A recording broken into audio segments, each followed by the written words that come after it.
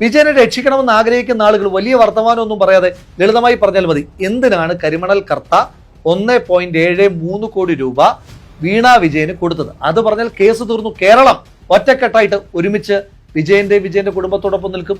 ഇതിനെ ഇക്വേറ്റ് ചെയ്യാൻ ഉടനെ രാഹുൽ ഗാന്ധിയുടെ കേസുമായിട്ട് വരികയാണ്. രാഹുൽ ഗാന്ധിയെ ഇഡി ചോദ്യം ചെയ്തിട്ടുണ്ട്, ശരിയാ. രോഗബാധിതയായ ശ്രീമതി സോണിയാഗാന്ധിയെ ചോദ്യം ചെയ്തിട്ടുണ്ട്, അതും ശരിയാ. പക്ഷെ അതൊന്നും കരിമണൽ കർത്തയുടെ കയ്യിൽ നിന്ന് മാസപ്പടി കൈക്കൂലി വാങ്ങിയ കേസിലല്ല അവരെയാരെയും ചോദ്യം ചെയ്തത്. അത് കേന്ദ്ര സർക്കാരിന്റെ വേട്ടയാടലായിരുന്നു. പ്രതിപക്ഷത്തുള്ള എല്ലാ നേതാക്കന്മാരെയും വേട്ടയാടുമ്പോഴും വിജയന് വലിയ സംരക്ഷണമായിരുന്നു മോദിയുടെ നേതൃത്വത്തിലുള്ള കേന്ദ്ര സർക്കാർ എല്ലാ കാലത്തും കൊടുത്തു പോന്നിരുന്നത്. ഇന്ന് നടന്ന റെയ്ഡ് പോലും ബഹുമാനപ്പെട്ട ഹൈക്കോടതി ഇടപെടലിനെ തുടർന്നുള്ളതാണ്. എനിക്ക് ചോദിക്കാനുള്ളത്, എന്തിനാണ് ബഹുമാനപ്പെട്ട ഹൈക്കോടതി ഇഡിയോട് റെയ്ഡ് നടത്തുവാൻ ആവശ്യപ്പെട്ടതിന്റെ അടിസ്ഥാനത്തിൽ ഇഡി നടത്തുന്ന റെയ്ഡിനെ ഇങ്ങനെ പ്രതിരോധിക്കുവാൻ ശ്രമിക്കുന്നത്? നിയമത്തിന്റെ വഴിക്ക് പോയാൽ പോരെ എന്ന് തീരുമാനിച്ചാൽ പോരെ? അതേടോ ക്രിമികീടങ്ങളെ, എനിക്ക് മനസ്സിലാവാത്തത് കൊണ്ട് ചോദിക്കുകയാണ്. ഇപ്പൊ ഇന്നലെ മുതൽ പറയാണ്, കഴിഞ്ഞ ദിവസം രാജ്യത്തിന്റെ പ്രധാനമന്ത്രി നരേന്ദ്രമോദിയെ പോയി കേരളത്തിന്റെ മുഖ്യമന്ത്രി വി ഡി സതീശൻ കണ്ടതിന് തൊട്ട് പിന്നാലെയാണ് ഈ റെയ്ഡ് നടക്കുന്നത്. ഇതേ ദിവസം തന്നെയാണ് ഹൈക്കോടതി ഒരു ഉത്തരവ് പുറപ്പെടുവിക്കുന്നത്. എന്താണ്? ഈ പറയുന്ന CMRL പറഞ്ഞ ED അന്വേഷണം തടയണമെന്ന് പറഞ്ഞ് നൽകിയ ഹർജി ഹൈക്കോടതി തള്ളുകയും ഇഡിക്ക് അന്വേഷണം തുടരാം എന്നുള്ള ഉത്തരവും അതോടൊപ്പം റെയ്ഡ് നടത്താം എന്നുള്ള പരാമർശവും ഹൈക്കോടതി നടത്തുന്നത് 26-ാം തീയതിയാണ്. അന്ന് തന്നെയാണ് സതീശൻ പ്രധാനമന്ത്രിയെ കാണുന്നതും അന്ന് തന്നെയാണ്. അപ്പോ സതീശൻ പോയി പറഞ്ഞതിന്റെ അടിസ്ഥാനത്തിലാണ് പിണറായി വിജയന്റെ വീട്ടിൽ റെയ്ഡ് നടന്നത് എന്നാണ് ക്രിമികീടങ്ങൾ പറഞ്ഞുകൊണ്ടിരിക്കുന്നത്. അല്ലയോ? അങ്ങനെയാണല്ലോ, കൃത്യമല്ലേ? അപ്പൊ നിങ്ങളൊന്ന് ആലോചിച്ച് നോക്കൂ. ഹൈക്കോടതി ഒരു ഉത്തരവ് പുറപ്പെടുവിക്കുന്നു. ആ ഉത്തരവ് പുറപ്പെടുവിച്ചതിന് നേരെ പിറ്റേ ദിവസം റെയ്ഡ് ഉണ്ടാകുന്നു. ആ റെയ്ഡിനെ കേരളത്തിന്റെ മുഖ്യമന്ത്രി ബഹുമാനപ്പെട്ട വി ഡി സതീശന്റെ പേരിലേക്ക് രേഖപ്പെടുത്തുകയാണ്, അല്ലെങ്കിൽ വി ഡി സതീശന്റെ തലയിലേക്ക് അടിച്ചേൽപ്പിക്കാൻ ഒരു ശ്രമം നടത്തുകയാണ്. ഇനി നിങ്ങളൊരു കാര്യം ആലോചിക്കുക. ഇന്നലെ മാധ്യമങ്ങളെ കണ്ടിട്ട് പിണറായി വിജയൻ പറഞ്ഞത് എന്താണ്? മാധ്യമങ്ങളെ കണ്ടിട്ട് ED റെയ്ഡ് നടത്തിയിട്ട് ആ ED റെയ്ഡ് കഴിഞ്ഞപ്പോൾ പിണറായി വിജയൻ പറയാണ്, കോൺഗ്രസ്സുകാർക്കും രാഹുൽ ഗാന്ധിക്കും സന്തോഷമായി കാണും. അതെ, സന്തോഷമായിട്ടുണ്ട് വിജയ. കഴിഞ്ഞ 10 വർഷക്കാലം അധികാരം ഉപയോഗിച്ച് കോൺഗ്രസ്സുകാരെ വേട്ടയാടിക്കൊണ്ടിരിക്കുകയായിരുന്നില്ലേ വിജയൻ? ഇനി കുറച്ചു കാലം താനും തൻ്റെ മക്കളും തൻ്റെ ഭാര്യയും തൻ്റെ മരുമോനും ഒക്കെ EDയുടെ ഇരയാവ്. ED എന്താണ് ചെയ്യുന്നത് എന്നുള്ളത് കൃത്യമായി മനസ്സിലാക്ക്. താൻ അധികാരം ഉപയോഗിച്ച് വിജിലൻസിനെ ഉപയോഗിച്ച് ആദ്യം KM ഷാജിയെ വേട്ടയാടി, എന്നിട്ട് EDയെ കൊണ്ടുവരാൻ ഖജനാവിലെ പണം മുടക്കിയിട്ട് EDയെ കൊണ്ടുവന്ന് EDയെ കൊണ്ട് അന്വേഷിപ്പിച്ചു. ഷാജിയെ വേട്ടയാടി. ഷാജി കോടതിയിൽ പോയിട്ട് EDക്കാരൻ പിടിച്ചുകൊണ്ടുപോയ പണമടക്കം, തട്ടിയെടുത്ത പണമടക്കം തിരിച്ചു വാങ്ങി കേസും അവസാനിപ്പിച്ചിട്ടാണ് ഷാജി കേരളത്തിന്റെ നിയമസഭയിൽ കേരളത്തിലെ മന്ത്രിയായിട്ടിരിക്കുന്നത്. അപ്പോ അധികാരം ഉപയോഗിച്ചിട്ട് കഴിഞ്ഞ കാലങ്ങളിൽ കോൺഗ്രസ്സുകാരെ വേട്ടയാടുകയായിരുന്നു ആര് നടത്തിക്കൊണ്ടിരുന്നത്? പിണറായി വിജയൻ നടത്തിക്കൊണ്ടിരുന്നത്, അല്ലേ? ഇനി കുറച്ചു കാലം താൻ അധികാരമില്ലാത്ത വിജയനെ സംഘപരിവാർ വേട്ടയാടും. ആ വേട്ടയാടൽ നന്നായിട്ട് അങ്ങോട്ട് അനുഭവിക്ക്. മൂലം കടയുന്നുണ്ടെങ്കിൽ അങ്ങനെ കടഞ്ഞുകൊണ്ടിരിക്കട്ടെ, മരുന്നില്ല എന്നുള്ളത് മാത്രമേ പറയാനുള്ളൂ, അല്ലേ? ഇനി നിങ്ങൾ ഒരു കാര്യം ആലോചിച്ച് നോക്ക്. എന്താണ് ആ കാര്യം എന്ന് പറയുന്നത്? വളരെ കൃത്യമായിട്ട് ഇന്നിപ്പോൾ വന്ന ഒരു പത്രത്തിലെ ഒരു വാർത്തയാണ്. ഞാനൊന്ന് വായിക്കാം. അതിൻ്റെ ഹെഡിങ്ങുകൾ മാത്രം വായിക്കാം, കൂടുതലൊന്നും ഞാൻ വായിക്കുന്നില്ല, അതിൻ്റെ റിപ്പോർട്ടിങ്ങിലേക്കൊന്നും പോകുന്നില്ല. മലയാള മനോരമയിൽ വന്നൊരു വാർത്തയാണ്. റെയ്ഡ് പിണറായിയുടെ സാന്നിധ്യത്തിൽ. അതിൻ്റെ തലക്കെട്ടാണ് ഞാൻ വായിക്കുന്നത്. വീണയുടെ മൊഴി രേഖപ്പെടുത്തി 242 അക്കൗണ്ടുകളിലായി 18,36,00,000 രൂപ മരവിപ്പിച്ചു. 242 അക്കൗണ്ട് തൈക്കണ്ടി വീണയുടെ പേരിൽ. നിങ്ങളൊന്ന് ആലോചിച്ച് നോക്ക്. തൈക്കണ്ടി വീണയുടെ പേരിൽ 248 അക്കൗണ്ടുകൾ. ഇന്നലെ മുട്ടയെറിയാനും കട്ടയെറിയാനും പോയ സഖാക്കളുടെ പേരിൽ എത്ര അക്കൗണ്ട് ഉണ്ട്? ആലോചിച്ചാൽ മതി. തൈക്കണ്ടി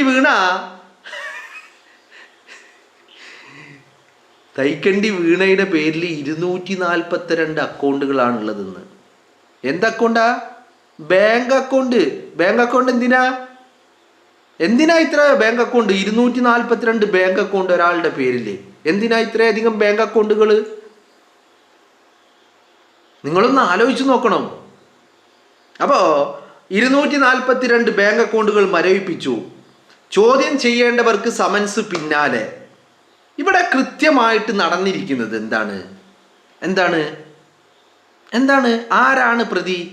ആരെയാണ് ചോദ്യം ചെയ്തിരിക്കുന്നത്? മൊഴി രേഖപ്പെടുത്തിയത് ആരാ? പിണറായി വിജയന്റെ മൊഴി രേഖപ്പെടുത്തിയോ? മുഹമ്മദ് റിയാസിന്റെ മൊഴി രേഖപ്പെടുത്തിയോ? മുഹമ്മദ് റിയാസിനെയും പിണറായി വിജയനെയും ചോദ്യം ചെയ്തോ? ഇല്ല. പിന്നെ ആരെ ചോദ്യം ചെയ്തത്? മൊഴി രേഖപ്പെടുത്തിയത് ആരെയാ? തൈക്കണ്ടി വീണയുടെ, പിണറായി വിജയന്റെ മകന്റെ. ഈ കേസ് അന്വേഷണം ആർക്കെതിരെയാ ശരിക്കും? പിണറായി വിജയനെതിരെയാണോ? അല്ല. പാർട്ടിയുടെ മെമ്പർ പോലുമല്ലാത്ത, CPM-ന്റെ മെമ്പർ പോലുമല്ലാത്ത പിണറായി വിജയന്റെ മകൾ തൈക്കണ്ടി വീണക്കെതിരെയാണ് അന്വേഷണം.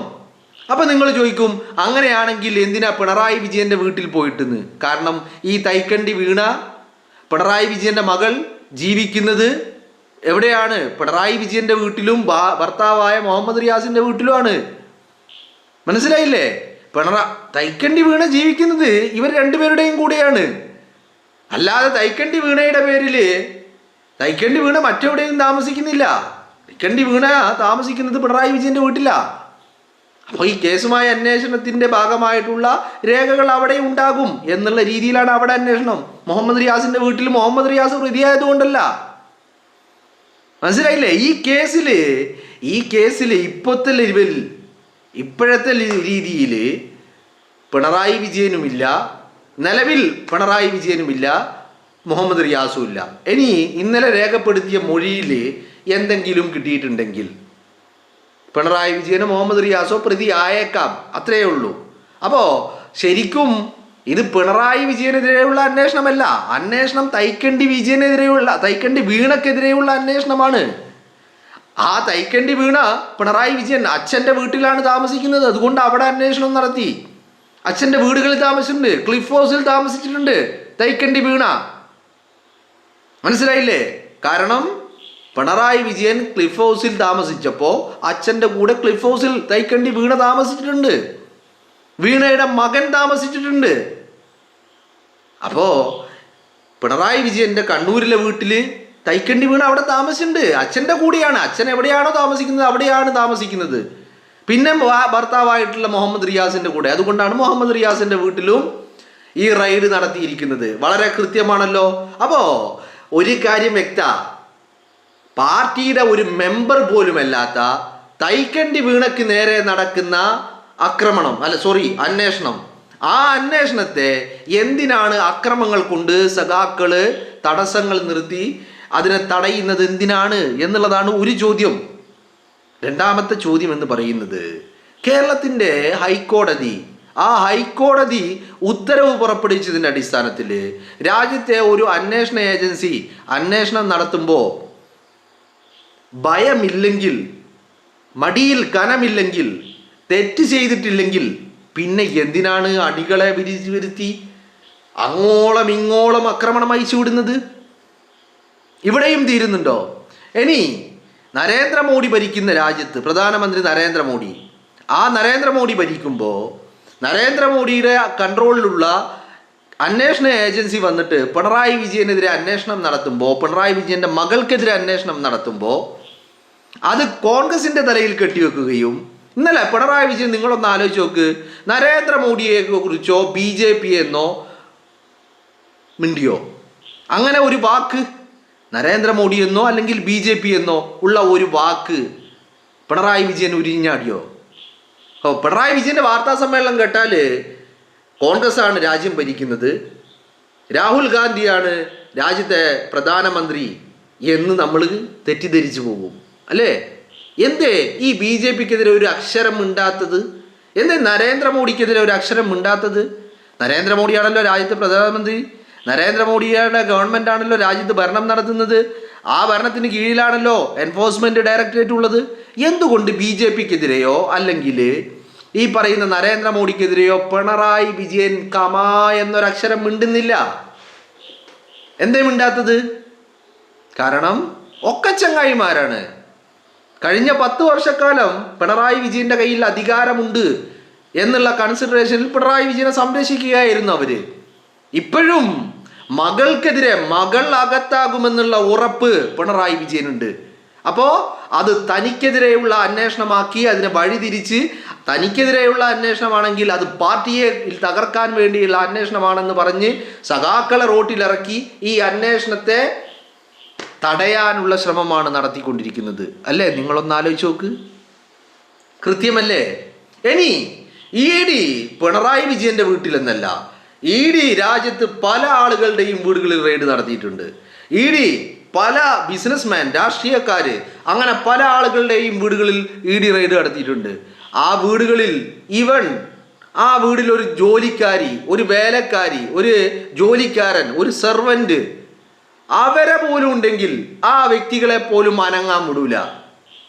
എന്നിട്ടാണോ വീണയുടെ തന്തയെയും തള്ളയെയും ഭർത്താവിനെയും ഒക്കെ ഉറപ്പാണല്ലോ ആ വീട്ടിൽ ആരൊക്കെയുണ്ട് അവരെ ഒന്നും അനങ്ങാൻ വിടില്ല.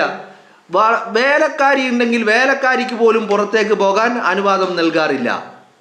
ആണല്ലോ, അങ്ങനെയാണല്ലോ സംഭവിക്കാറുള്ളത്. പിന്നെ എന്തേ പിണറായി വിജയന് മാത്രമല്ല ഇത്ര മൂലം കടച്ചില്?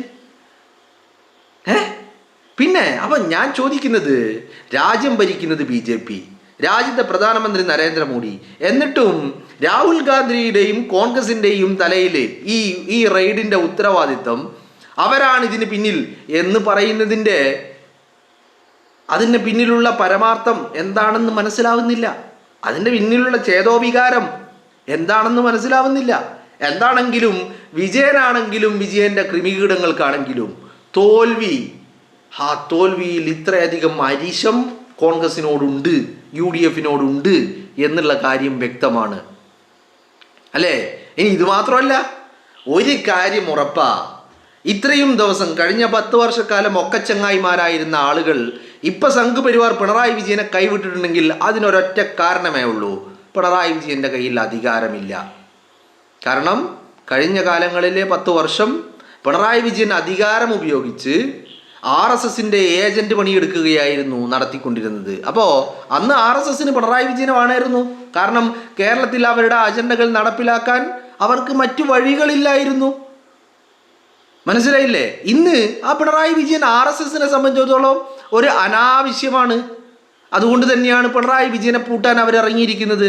കാരണം ഇത്രയും കാലം പിണറായി വിജയനെ അവരുടെ അടിമയാക്കി മാറ്റിയത് എങ്ങനെയാ? പലതും കാണിച്ച് ബ്ലാക്ക് മെയിൽ ചെയ്തിട്ടാണ്. അവരുടെ കയ്യിലുള്ള RSSന്റെ കയ്യിലുള്ള പല കാര്യങ്ങളും കാണിച്ച് ബ്ലാക്ക് മെയിൽ ചെയ്തിട്ടാ. അതുകൊണ്ടാണ് പിണറായി വിജയന് വഴങ്ങേണ്ടി വന്നത്, പിണറായി വിജയന് ചെയ്യേണ്ടി വന്നത്, പിണറായി വിജയന് RSS ഏജന്റ് ആവേണ്ടി വന്നത് ബ്ലാക്ക് മെയിൽ കൊണ്ടാണ്. ഇന്ന് ആ ബ്ലാക്ക് മെയിൽ കൊണ്ട് കാര്യമില്ല, ഇന്ന് പിടിച്ചകത്തിടണം. ഇത്രയും കാലം പിടിച്ചകത്തിടാത്തെന്താ? പിടിച്ചകത്തിട്ട് മറ്റൊരാൾ അവിടെ വന്നു കഴിഞ്ഞാൽ ഈ പണി എടുക്കൂല. മനസ്സിലായില്ലേ? പിണറായി വിജയനെ പോലെ ഏജന്റായിട്ട് പ്രവർത്തിക്കാൻ കഴിയുന്ന അല്ലെങ്കിൽ പ്രവർത്തിപ്പിക്കാൻ സാധിക്കുന്ന മറ്റൊരു വ്യക്തി കേരളത്തിലില്ല. അത് പിണറായി വിജയൻ മാത്രമേ ഉള്ളൂ. അതുകൊണ്ട് കഴിഞ്ഞ 10 വർഷക്കാലം അധികാരമുണ്ടായിരുന്ന നാളിൽ സംരക്ഷണം കൊടുത്തു. ഇന്ന് അധികാരമില്ലെന്ന് കണ്ടപ്പോൾ അതേ കിഡ്നാപ്പുകൾ വെച്ചിട്ട് പിണറായി വിജയനെ തൂക്കാൻ RSS തീരുമാനിച്ചു. എന്നാലും റെയ്ഡ് കഴിഞ്ഞിട്ട് മാധ്യമപ്രവർത്തകരെ കണ്ട പിണറായി വിജയന്റെ വായിൽ നിന്ന് നരേന്ദ്രമോദി എന്നോ BJP എന്നോ അബദ്ധത്തിൽ അങ്ങനെ ഒരു വാക്ക് പോലും പുറത്തേക്ക് വന്നില്ല. നിങ്ങളൊന്ന് ആലോചിച്ച് നോക്കണം. രാജ്യത്തെ പ്രതിപക്ഷ നേതാവ് രാഹുൽ ഗാന്ധിയാണത്രേ ഇതിനൊക്കെ ഉത്തരവാദി. രാജ്യത്തെ പ്രതിപക്ഷത്തിരിക്കുന്ന കോൺഗ്രസ് ആണത്രേ ഇതിനൊക്കെ ഉത്തരവാദി എന്നാണ് പിണറായി വിജയൻ പറയുന്നത്. അടിമകൾക്ക്, തീട്ടം നക്കുന്ന അടിമകൾക്ക് പിന്നെ അത് മതി. മനസ്സിലായില്ലേ? എന്നാൽ കേരളത്തിലെ പ്രബുദ്ധരായ ജനത്തിന് അത് പോര വിജയ. ഈ റെയ്ഡും ഈ അന്വേഷണവും കൃത്യമായിട്ട് തടയാൻ വേണ്ടി എന്തൊക്കെ നാറിയ കളികൾ ഈ പറയുന്ന CMRലും പിണറായി വിജയനും പിണറായി വിജയൻ്റെ മകളും പാർട്ടിയും നടത്തി നോക്കി അല്ലേ? ഏറ്റവും ഒടുവിൽ മെനിഞ്ഞാന്ന്, അതായത് 26-ാം തീയതി കോടതിയിൽ ED അന്വേഷണം തടയണമെന്ന് പറഞ്ഞ് നൽകിയ ഹർജി പോലും കോടതി തള്ളി. ആ വിധി വന്നതിന് തൊട്ട് പിറ്റേ ദിവസമാണ് റെയ്ഡ് നടക്കുന്നത് എന്ന് പറഞ്ഞാൽ കോടതി അനുവാദം നൽകിയതിൻ്റെ അടിസ്ഥാനത്തിലാണ് ഈ റെയ്ഡ് നടന്നിരിക്കുന്നത്. അപ്പോൾ മടിയിൽ നന്നായിട്ട് കനമുണ്ട്. മടിയിൽ മാത്രമല്ല, അണ്ടർവെയറിൽ മാത്രമല്ല, മനസ്സിലായില്ലേ? ഡ്രോയറിൽ മാത്രമല്ല കനമുള്ളത്. കനം ഷർട്ടിൻ്റെ പോക്കറ്റിലും വായയിലും കണ്ണിലും മൂക്കിലും കനം മാത്രമേ ഉള്ളൂ എന്ന് പറഞ്ഞാൽ രാഹുൽ പറഞ്ഞതുപോലെ വിജയൻ കള്ളനാണ്. കള്ളനാണ്. നിങ്ങളൊന്ന് ആലോചിച്ച് നോക്ക്. ചെത്തുകാരൻ കോരയുടെ മകൾ പിണറായി വിജയൻ, ആ പിണറായി വിജയൻ്റെ മകൾ, നിങ്ങളൊന്ന് ആലോചിച്ച് നോക്ക്. പിണറായി വിജയൻ ആകെ നടത്തിയിരിക്കുന്നത് എന്താണ്? രാഷ്ട്രീയ പ്രവർത്തനം മാത്രമാണ്. പിണറായി വിജയൻ ബിസിനസ് നടത്തിയിട്ടില്ല. കോടികൾ ടേൺ ഓവറുള്ള ഒരു കമ്പനിയും പിണറായി വിജയൻ്റെതായിട്ടില്ല. ഇതൊന്നുമില്ലാത്ത പിണറായി വിജയൻ്റെ മകള് തൈക്കണ്ടി വീണക്ക് എവിടുന്നാണ് 242 അക്കൗണ്ട്? എന്തിനാണ് 242 അക്കൗണ്ടുകൾ തൈക്കണ്ടി വീണയുടെ പേരിൽ? നിങ്ങളൊന്ന് ആലോചിച്ച് നോക്ക്. ഞാൻ ഇത് കാണുമ്പോൾ എനിക്ക് കോമഡിയാണ് തോന്നുന്നത്. കാരണം എന്തറിയോ, ഇന്നലെ ഇപ്പം ഈ പറയുന്ന ടാക്സിക്കാർ, ഇ ഡിയുടെ ഉദ്യോഗസ്ഥർ വന്ന് ടാക്സിക്കാർ അടിച്ച് പൊട്ടിച്ചിട്ട് പോലീസുകാരെ ഈ ക്രിമികീടത്തെ അറസ്റ്റ് ചെയ്യുമ്പോൾ പറയാം, ഞാൻ SFIക്കാരനല്ല, എന്നെ എന്തിനാണ് അറസ്റ്റ് ചെയ്യുന്നതെന്ന്. നിങ്ങളൊന്ന് ആലോചിച്ച് നോക്ക്. ഇന്നലെ ഈ പറഞ്ഞ സമരത്തിൻ്റെ മുന്നിലേക്ക് ഗോവിന്ദൻ്റെ മകൻ വന്നിട്ടില്ല. പിണറായി വിജയൻ്റെ മകൻ വന്നിട്ടില്ല. വീണ പിന്നെ ഇ ഡിയുടെ മുമ്പിൽ അതുകൊണ്ട് വരാൻ പറ്റിയില്ല എന്ന് വിചാരിക്കാം. ഓക്കെ, ശിവൻകുട്ടിയുടെ മകൻ വന്നോ? ശിവൻകുട്ടിയുടെ മകനെയൊക്കെ നിങ്ങൾ കണ്ടിട്ടുണ്ടോ? കേരളം കണ്ടിട്ടുണ്ടോ? കേരളം പോട്ടെ, സഖാക്കൾ കണ്ടിട്ടുണ്ടോ? പാർട്ടി ക്ലാസ്സിൽ, പാർട്ടി മീറ്റിങ്ങുകൾ, പാർട്ടി സമ്മേളനങ്ങളിൽ എവിടെയെങ്കിലും കണ്ടിട്ടുണ്ടോ?